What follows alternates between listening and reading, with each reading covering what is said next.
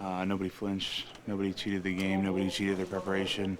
The locker room stayed extremely tight throughout the whole process. A lot of ups and downs. Lost a lot of good players for a lot of weeks, and it was different. And it's a results-based business, and the bottom line is the results weren't good enough. And so the only thing you can do is look inward and try to figure out ways to do it better next year. When you say you went through a lot personally, what do you mean? Just coming back from an injury, not having an off-season or a training camp, and then having another little deal a couple weeks ago. I've never had that before. I've never missed time or missed games, so it was a new aspect of football that you see a lot of guys go through, and you hope it never happens to you, but inevitably it does, and it will to a lot of guys over the course of their career, and just dealing with that, really. Brian, can that help you in the long run, do you think? Like how do you kind of leave this season moving forward? I mean, I think so, for sure. You learn different ways to take care of yourself. You learn different ways to try to stay healthy. I think it can help knowing that I can get through an NFL season and play at a high level with not working out or practicing until late July. So it gives you confidence going into an off season where you're relatively healthy and going to be able to start doing some things a lot sooner this year than in the years past. Did you feel yourself when the season started, or as things started getting rolling? I would say I got to a point where I felt like the first couple weeks it was like training camp for me, to where you're like kind of building it up to there. And then I would say I felt like there was more management throughout this year than other years, instead of pushing to keep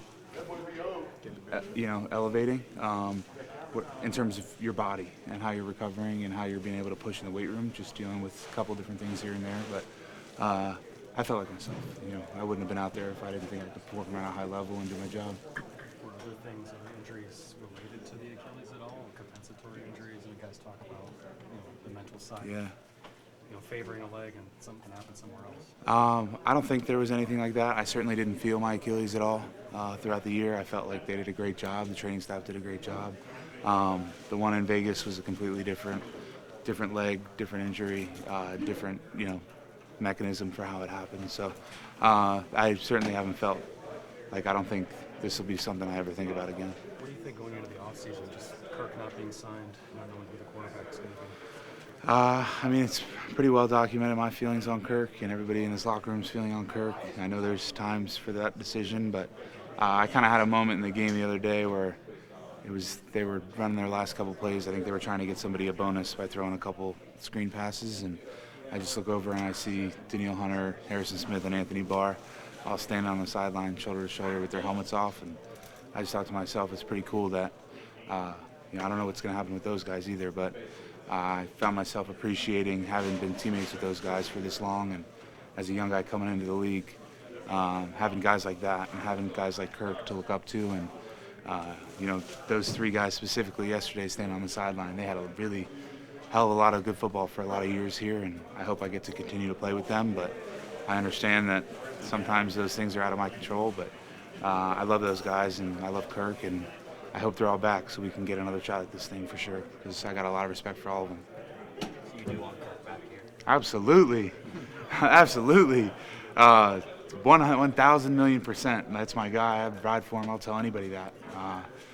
10,000%. I'd rather have nobody else than Kirk under center for us. And I love that guy. And I can talk about Kirk for the next 2 hours if you want, because he has that kind of impact on our locker room. And what do you think people learned, I guess, externally outside this locker room about Kirk and his impact this year and past year? I'm not sure. I can't really speak for everybody else, but I think in the last probably 18 months, I think I had more people come up to me and say they realize how much of a great guy he is, and clearly it's starting to be seen how much he means to the guys in this locker room and this team. And I've known that for 6 years, and I'm glad other people are starting to realize how important he is. Very good. What is it about him and just the impact he's had that makes you feel that way specifically? Everything about how he carries himself. I mean, you talk about guys that are coming in. He was coming in as a fourth-round pick, and there was the number 2 overall pick on the same draft class on the same team. He wasn't the first overall pick He's not 6'8" and doesn't run a 4.2, but he maximizes 100% of everything he's given. And that story is relatable for a lot of guys.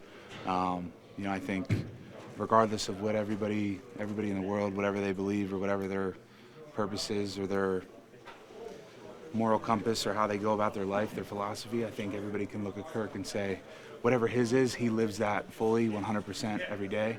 And he's more true to himself than most people I've ever met. And he's just true to himself in his preparation, his beliefs, and he's a baller, and he's really, really good. And I would just love for an opportunity to play with him again. Knowing all that, still, how jarring was it for you and some of the other guys to have him suddenly gone from the lineup? Yeah, it was pretty tough. I remember he asked me in Green Bay, what does he mean? And I couldn't really get words out because there's a lot of shock, and you didn't know, but you knew it was bad. And I think you're able to, formulate those thoughts as time goes on a little bit more than you were in the moment. And I've shared those with him, and I hope he knows how I feel about him. I think he does. I tell him all the time.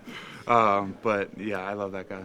Brian, is there anything you've learned personally that you can share with us that has meant the most to you with your relationship with him? I'm trying to think of one specific because there's about 400. But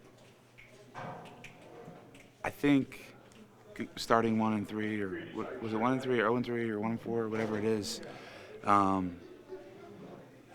he's able to recall events, sitting at lunch, recall events in seasons past where there's been stretches that weren't good, and talk about how we were able to dig ourselves out of them and bring up other examples of how you dig yourself out of holes and continue to be steadfast in your confidence. His confidence never wavers, and just like random things like that, like a conversation at lunch where he can reference something that's happened in the past and how he and us and this organization was able to dig themselves out of a hole.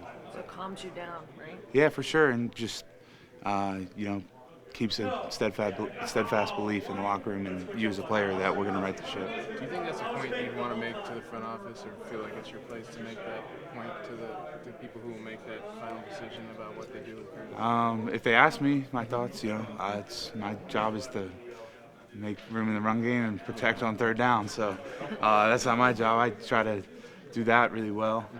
But if people ask me, I'll gladly share my thoughts because I feel strongly about them.